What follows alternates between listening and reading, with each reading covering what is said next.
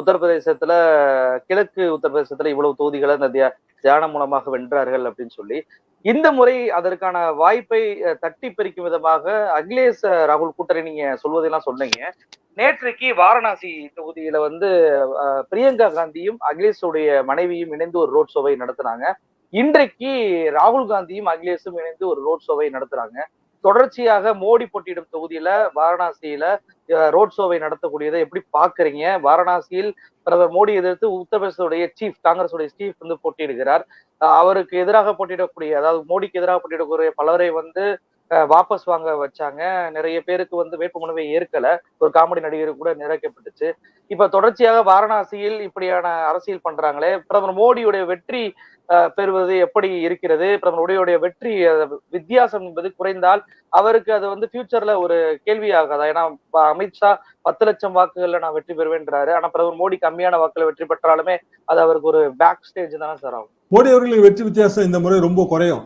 அதாவது வெற்றியே கிடைக்காதுன்றார் அகிலேஷ். என்ன காரணம்னா, ஆரம்பத்துல இருந்து அந்த களம் வாரணாசி தேர்தல் களம் குழம்பிருச்சு. அது இந்தியா கூட்டணியில் நிதிஷ் இருந்தார் இல்லையா போன வருஷம். அப்ப அவர் என்ன பண்ணாருன்னா, வாரணாசியில ஒரு போட்டி போடுவாருங்கிறதுக்காக அந்த பீகார் மந்திரி சபையில R&D மினிஸ்டரா இருக்கிற நிதிஷோட ஒரு பெரிய நம்பிக்கை நாயகன், நம்பிக்கை தளபதி, அவரை வந்து அங்க அனுப்பி, அவர் பேர் ஸ்ரவன் குமாருங்க, அவரை அனுப்பி வாரணாசியில மோடிக்கு எதிராக இவர் போட்டி போடுறாருன்னு அறிமுகம் எல்லாம் பண்ணி அவர் வந்து பிரச்சாரம் எல்லாம் ரொம்ப நாளைக்கு முந்தைய ஆரம்பிச்சாரு. அது போன வருஷமே அவர் வந்து வேலையை ஆரம்பிச்சாரு. திடீர்னு நிதிஷ் வந்து பெல்ட் அடிச்சாரு. பெல்ட் அடிச்ச உடனே அவரை வந்து உத்தரப்பிரதேச களத்துல இருந்து இழுத்தாரு. அந்த இடத்துல அந்த களம் வந்து கொஞ்சம் குழம்பிருச்சு. இப்ப என்னாச்சு அப்படின்னா, உத்தரப்பிரதேச களத்துல மோடியோட பழைய ஆதரவு நிலைப்பாடு இல்ல, உண்மையிலேயே இல்ல. குறிப்பா வந்து வாரணாசி தேர்தல் களத்துல இல்ல. நீங்க சொன்ன மாதிரி வந்து பிரியங்கா காந்தியோட ரோட் ஷோ, அது அந்த உத்தரப்பிரதேசத்தின் சமாஜ்வாதி வேட்பாளரை ஆதரிச்சு அதெல்லாம் மிகப்பெரிய அளவுக்கான கிரௌடு புல்லிங்கா இருந்துச்சு. அத வீடியோஸ் பார்த்தாலே நமக்கு தெரியும். ஆனா வாரணாசி எப்படியான ஒரு பூமி? அது வந்து ஒரு பெரிய ஆன்மீக பூமி. நான் நிறைய முறை போயிருக்காங்க. அப்ப அங்க வந்து பெருமளவுக்கு அந்த ஓட்டை வந்து கமாண்ட் பண்ற அமைப்புகள் நிறைய இருக்கு. உதாரணமா தமிழ் அமைப்புகளே நிறைய இருக்கு. இப்ப தமிழ் அமைப்புகளோட ஓட்டை கேன்வாஸ் பண்றதுக்கு வானதி போயிருக்காங்க. அவங்க அங்க போய் வந்து ஏகப்பட்ட வேலைகள்லாம் பார்த்துட்டு இருக்காங்க. இப்படி மோடியோட வெற்றி வித்தியாசம் குறையக்கூடாது என்பதற்காகவே கிட்டத்தட்ட பிஜேபியில உள்ள எல்லா தலைவர்களுமே வாரணாசியில முகமிட்டு இருக்காங்க. என்ன காரணம்னா, வாரணாசி ஒரு மினி இந்தியா மாதிரி. பல்வேறு மாநிலங்களோட பல்வேறு அமைப்புகள் வந்து அங்க மடங்கள், அமைப்புகள், தன்னார்வ தொண்டு நிறுவனங்கள் இதெல்லாமே வச்சிருக்காங்க. அங்க காசிக்கு வர்ற யாத்ரீகர்களுக்கு ஹெல்ப் பண்ண, உதாரணமா நம்ம பனராஸ் யூனிவர்சிட்டி, காசி பனராஸ் யூனிவர்சிட்டி, பாரதியாரே அங்க வந்து ரொம்ப பாப்புலர். இதெல்லாம் மனசுல வச்சுதான் காசி தமிழ் சங்கமோ, காசி சௌராஷ்டிர சங்கமோ இதெல்லாமே நடத்துனது. போன வருஷம் நீங்க பாத்தீங்கன்னா அது பூராவே நடத்தியிருப்பாங்க. இப்போ ஒரு சில நாட்களுக்கு முன்பு ஜெய்சங்கர் அங்க போனாரு. ஜெய்சங்கர் அங்க போய் அவரு இந்த மாணவர்களோட கலந்துரையாடல், அதாவது தேர்தல் பிரச்சாரம் மாதிரி இருக்காது. ஆனா அதே நேரத்துல வந்து இது அமைப்புகளை கவர்றதுக்கான உத்தி. மோடியோட வெற்றி வித்தியாசம் குறையுங்கிற பயத்துலதான் இவ்வளவும் பண்ணாங்க. தனிப்பெரும் தலைவர் மோத்த காட்டினாலே போதும், நின்றால் வந்து பொதுக்கூட்டம், நடந்தால் மாநாடுங்கிற நிலைமை இருந்துச்சுன்னா மோடிங்கிற பேர்லயே அவர் வெற்றி பெற்று ஜெயிக்கணும்ல. தலைவர்கள் எல்லாருமே பாதுகாப்பான தொகுதியில் தாங்க நிக்க முடியும். அதை நான் தவறுன்னு சொல்லலை. காரணம், அவங்களுக்கு இந்தியா முழுவதும் டிராவல் பண்ண வேண்டிய கட்டாயம் இருக்கு. அது ராகுல் காந்தியா இருந்தாலும் மோடியா இருந்தாலும் பாதுகாப்பான தொகுதியில் தான் நிற்பாங்க. ஆனா பை நேம், அந்த வெறும் நேம் மட்டுமே அவங்களுக்கான ஓட்டை வாங்கி கொடுக்கணும். அப்படி வாங்கி கொடுக்காதுங்கிற அச்சம் பிஜேபிக்கு இருக்குன்னு தான் நான் நினைக்கிறேன். அதாவது மோடிக்கான வெற்றி வித்தியாசம் வாரணாசியில குறையும் என்பதுதான் என் கருத்து. சார், இப்ப யோகேந்திர யாதவ் கூட சமீபத்துல ஒரு ரிசல்ட்டை வெளியிட்டிருக்கிறாரு, கருத்து கணிப்பு. அதுலயுமே 2 பேருக்குமே, இந்தியா கூட்டணிக்கும் சரி பாஜகவும் சரி, 2 பேருக்குமே வந்து பெரும்பான்மை என்பது கிடைக்காது அப்படின்னு சொல்லியிருந்தாரு. நிறைய இதுக்கு முன்பு ஆக்சிஸ் ஒரு கருத்து கணிப்பு வெளியிட்டாங்க. அதுலயுமே இருவருக்கும் பெரும்பான்மை என்பது கிடைக்காது, 2 பேருமே 220 220 அந்த மாதிரி ரேஞ்சில தான் வருவாங்க அப்படின்ற மாதிரி சொல்லியிருந்தாங்க. இப்போ ஒருவேளை பாஜக வந்து தனிப்பெரும் கட்சியாக வந்து தோற்றாலும் கூட, அந்த தேர்தலில் தோற்றுச்சு அப்படின்னா மிக எளிமையாக தன்னுடைய இருக்கையை பிரதமர் மோடி விட்டு கொடுத்து விடுவாரா? தன்னுடைய ஆளுங்கட்சி என்ற பவரை வந்து பாஜக விட்டு கொடுத்து விடுமா? ஏன்னா பாஜக ஆட்சி பொறுப்பை ஏற்பதற்காக பல்வேறு மாநிலங்கள்ல ஆட்சியெல்லாம் கவுத்திருக்கதான் நம்ம பார்த்திருக்கோம். அப்படி இருக்கும்போது இப்படியான நிலைமை ஏற்பட்டால், தொங்கு பாராளுமன்ற சபை ஏற்பட்டுச்சு அப்படின்னா, பாஜக தன்னுடைய வெற்றியை எளிமையாக விட்டு கொடுத்து விடுமா? அப்ப வந்து இந்தியா கூட்டணிக்கு என்னென்ன சவால்கள் இருக்கும்? ஏன்னா சமீபத்துல கூட இப்ப ராணுவத்துடைய ஹெட் அவருக்கு வந்து பதவி நீட்டிப்பு என்பது கொடுக்கப்பட்டிருக்கு. இதெல்லாம் கால்குலேட் பண்ணி பார்க்க வேண்டியதா இருக்கு. நீங்க எப்படி சார் பார்க்குறீங்க? அந்த சூழல் எப்படி இருக்கும்? இல்ல, பாரதிய ஜனதாவுக்கோ என்டிஏவுக்கோ அந்த மெஜாரிட்டி கிடைக்காமல் போனால் மோடி வந்து நிச்சயமா பிரதமர் இல்லை. அதாவது ஒண்ணு நல்லா புரிஞ்சுக்கணும். இன்னைக்கு கூட ஒரு ஆங்கில பத்திரிகையில விரிவான கட்டுரை ஒண்ணு வெளியிட்டு இருந்தாங்க. அது போக ஒரு புக் ஒண்ணு, ஆர்எஸ்எஸ் பத்திய புக் ஒண்ணு நான் படிச்சேன். எல்லா பிரதமர்களும், அதாவது பாரதிய ஜனதா, அதற்கு முன்பு பாரதிய ஜனசங்கம், இதுல இருக்கிற பிரதமர்கள், முதல்வர்கள், இல்ல பிரதமர் வேட்பாளர்கள், முதல்வர் வேட்பாளர்கள், இவங்க எல்லாருமே வெறும் உற்சவ மூர்த்திகள் தான். அதாவது ஊர்வலங்கள்ல, திருவிழாக்கள்ல மக்களோட பார்வைக்கு எடுத்து செல்லப்படுகிற உற்சவ மூர்த்திகள் தான். ரியல் மூலவர் எங்க இருக்காருன்னா நாக்பூர்ல இருக்காரு. மோடிக்கு அந்த இடத்துல வாய்ஸே கிடையாதுங்க. மோடியோட கடமை என்ன அப்படின்னா 300க்கும் மேல வெற்றி பெற்று கொடுக்க வேண்டியது. அது ஆர்எஸ்எஸ் எதிர்பார்ப்பு. அந்த கடமையிலிருந்து அவர் தவறினால் அவர் வந்து ஓரங்கட்டப்படுவார். எப்படி அத்வானி ஓரங்கட்டப்பட்டாரோ, ஏன் வாஜ்பாயே ஓரங்கட்டப்பட்டார்ல. நம்ம கண்ணுக்கு தெரிஞ்ச உதாரணம் தான் 2004. அதுக்கு பிறகு எங்க அவருக்கான வாய்ப்பு வந்தது? 2009 அத்வானிக்கான வாய்ப்பு தரப்பட்டது. அத்வானிக்கு வெற்றி இல்லை. அதுக்கு பிறகு அவருக்கு எங்க வாய்ப்பு தரப்பட்டது? 2014 மோடி வெற்றி பெற்றார். 2019 வெற்றி பெறாம போயிருந்தா மோடி இப்ப இருக்க மாட்டாரு. அவர் மாத்திடுவாங்க. மோடிக்கு பதிலாக மாற்று தயாராங்க. பிரகலாத் ஜோஷி அவரு தார்வாடு தொகுதியில் நிக்கிறாருங்க. ஆர்எஸ்எஸ் செல்ல பிள்ளை. கட்கரி இல்ல. அவர் வந்து கர்நாடக எம்பியாக வெற்றி பெற்று வரும்போது மெஜாரிட்டி கிடைக்காம போனா அவர் தான் வந்து பிரைம் மினிஸ்டர் கேண்டிடேட். அதாவது நீங்க சொல்ற அதே கூட்டணி கணக்குகள்ல. ஆனா இந்த முறை வந்து அதுக்கான வாய்ப்பு இல்லைங்கிறது என் கருத்து. என்ன காரணம்னா, இவங்க சொல்ற மாதிரி 220 ரெண்டு கட்சிக்குமே 220, ரெண்டு அணிக்குமே 220, 240 அப்படி நான் பார்க்கல இத. ஏன்னா பிஜேபி தனிப்பெரும் கட்சி, 200க்கும் மேல ஜெயிக்கக்கூடிய வாய்ப்பு அவங்களுக்கு இருக்கு. சிம்பிள் ரீசன், அவங்க 420 தொகுதியில போட்டி போடுறாங்க. ஒரு 50% தொகுதியில ஜெயிச்சா கூட 200க்கு மேல வரத்தான் செய்யும். 50% நேஷனல் ஆவரேஜ் வருமானு நம்ம பார்க்கணும். அப்ப 50% நேஷனல் ஆவரேஜ் வரணும் அப்படின்னா ஒரிசால இருந்து டவுன் சவுத் இங்க வந்து அவங்களுக்கு 50% இருக்கணும். சரி, உத்தரப்பிரதேசத்துல மட்டும் 80% வந்தாலுங்க, தமிழ்நாட்டுல வந்து எதுவுமே வரலன்னு வைங்க, பெரிய அளவுக்கான ஓட்டு சதவீதம் வரல, இல்ல சீட்டு சதவீதம் வரலன்னா ஒன்றும் பிரயோஜனம் இல்லை. அண்ணாமலை என்னங்க சொல்றாரு, நேத்து 10 சீட்டு ஜெயிக்குங்கன்றாரு. 10 சீட்டு ஜெயிக்கும்னா எங்க இருந்து ஜெயிக்கும்? தமிழ்நாடு, கர்நாடகா, ஆந்திரா எல்லாம் சேர்ந்தா பிஜேபி 10 சீட்டு ஜெயிக்கும். அப்படின்னா நேஷனல் ஆவரேஜ் அந்த ஸ்ட்ரைக் ரேட்ல இது 10 சேரணும்.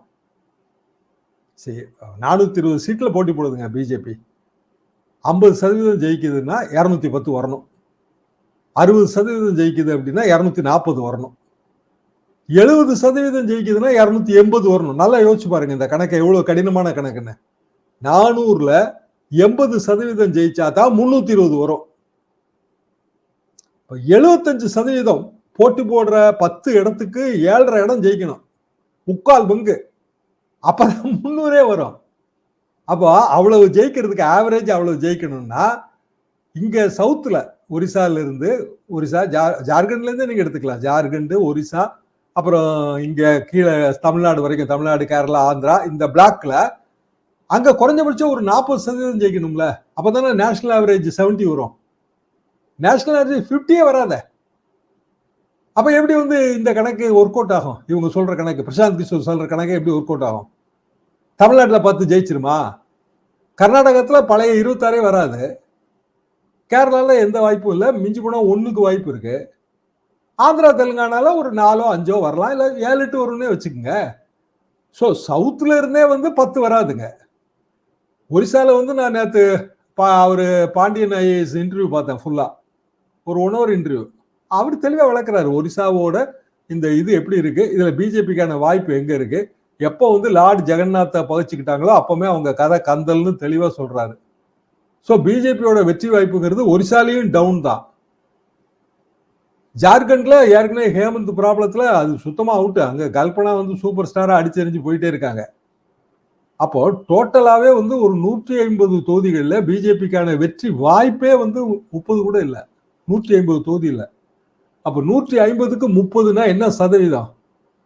20% கூட வரல. 12%, 13% வரும், கிட்டத்தட்ட ஒரு 7-8 மாநிலங்கள்ல. அப்புறம் மகாராஷ்டிரால வாய்ப்பு இல்ல, டெல்லி, பஞ்சாப், ஹரியானால பெரிய வாய்ப்பு இல்ல. எங்க வாய்ப்பு இருக்கு? உத்தரப்பிரதேசல வாய்ப்பு இருக்கு, மத்திய பிரதேசல வாய்ப்பு இருக்கு, ராஜஸ்தான்ல வாய்ப்பு இருக்கு. இதை தாண்டி 75% ஜெயிக்கக்கூடிய வாய்ப்பு, நான் ஜெயிப்பாங்கன்னு கூட சொல்லல, சான்ஸ், வின்னிங் சான்ஸ் எந்த மாநிலத்துல இருக்கு? அப்ப எப்படி வர முடியும்? அப்போ ரெண்டு தரப்பு சமமா வரும் இதுல தொங்கு, அதே நான் வந்து ஏத்துக்கல. காரணம் வந்து இந்த முறை வந்து அந்த இந்தியா கூட்டணிக்கான வாய்ப்பு கொஞ்சம் அதிகங்க. காரணம் அவங்க பல மாநிலங்கள்ல ஆளுங்கட்சியாவோ பலமான எதிர்கட்சியாகவோ அந்த கூட்டணியில இருக்கிறவங்க இருக்காங்க.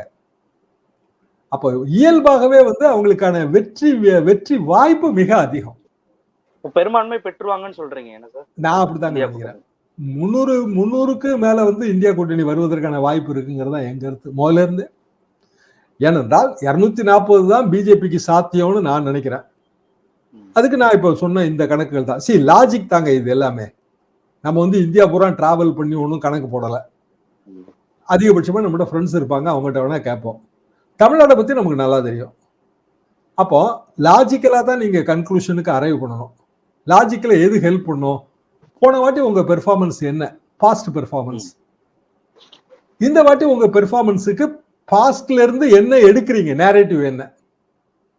2019ல தியான குகை அது வந்து 30 தொகுதி உங்களுக்கு கொடுத்தது. 2024லயும் அதே டெக்னிக்கை நீங்க பயன்படுத்துறீங்க. எவ்வளவு கொடுக்கும்? இப்படிதானே நீங்க பார்க்க முடியும் 7ஆம் கட்டத்தை மட்டும். அப்ப 6ஆம் கட்டத்திலயும் நான் இதே மாதிரி ஒரு பார்வை, இப்படி ஒவ்வொரு கட்ட நிறைவுலயும் நான் ஒரு பார்வை வச்சிருந்தேன். அந்த பார்வைப்படி என்னோட கணக்கு நான் தேர்தல் அட்டவணைக்கு முன்னாடி இருந்த என்னோட கணக்கு வந்து 240க்கு மேல போறதுக்கு பிஜேபிக்கு வழியே இல்லைன்னு. அப்ப 240 மிச்சம் இருக்கிற 300 சீட்டு இந்தியா கூட்டணிக்குள்ள தானே வரும். சரி, இந்தியா கூட்டணின்னு சொல்றதை விட கூட நான் பிஜேபின்னு சொல்றது ரொம்ப பொருத்தமா இருக்கும். என்ன காரணம்னா ஒரிசா இப்போ கண்ணு மூடிட்டு ஆதரிச்சவங்க பிஜேடி. பல சட்டத்திருத்தம், நம்ம எதுக்குற சட்டத்திருத்தம் நிறைவேற்றப்பட்டதுக்கு காரணமே வந்து அவங்க கொடுத்த ஆதரவு தான். இன்னைக்கு வந்து பரம எதிரியா மாறிட்டாங்க. அப்ப 10 சீட்டு ஜெயிச்சா கூட அவங்க இவங்களுக்கு ஆதரவு தர போறது இல்ல. ஜெகன் அவரு கண்ணு மூடிட்டு ஆதரவு கொடுத்தவர் தான். அவரு 320 எப்படி வந்துச்சு? பிறகு 320 ரத்தலாம் ராஜ்யசபால எப்படி அது நிறைவேறுச்சு? பிஜேபிக்கு எங்க மெஜாரிட்டி இருந்துச்சு? அவர் இப்ப பரம எதிரியா மாறிட்டாரு. சோ ஃப்ரெண்ட்ஸ் எல்லாம் வந்து ஃபோர்ஸா மாறிட்டாங்க. நண்பர்கள் எல்லாம் எதிரியா மாத்துறதுதான் இந்த தேர்தலில் மோடியோட பிரச்சாரத்தோட சிறப்பு. அப்படி இருக்கும்போது அவங்களுக்கு வந்து வேற ஃப்ரெண்ட்ஸே இல்ல. சரி, ஓன் ஃப்ரெண்ட்ஸ் அவங்க என்ன சாதிச்சிருவாங்கன்னு பார்த்தா மகாராஷ்டிரால ஒண்ணுமே இல்லை. இன்னைக்கு புஜ்பால் சொல்றாருங்க, அவரு மகாராஷ்டிரால வந்து பவார் கட்சி, இந்த பிஜேபியோட கூட்டணியா இருக்கிற பவார் கட்சியோட முக்கிய தலைவர். அவர் என்ன சொல்றாருன்னா, தலித் மக்கள் மத்தியில மகாராஷ்டிரால பிஜேபிக்கு எதிரான உணர்வு இருக்கு இப்ப சொல்றாரு. என்ன காரணம்னா இவங்க 400ன்னு சொன்னோன்னா அவங்க பயந்துட்டாங்க.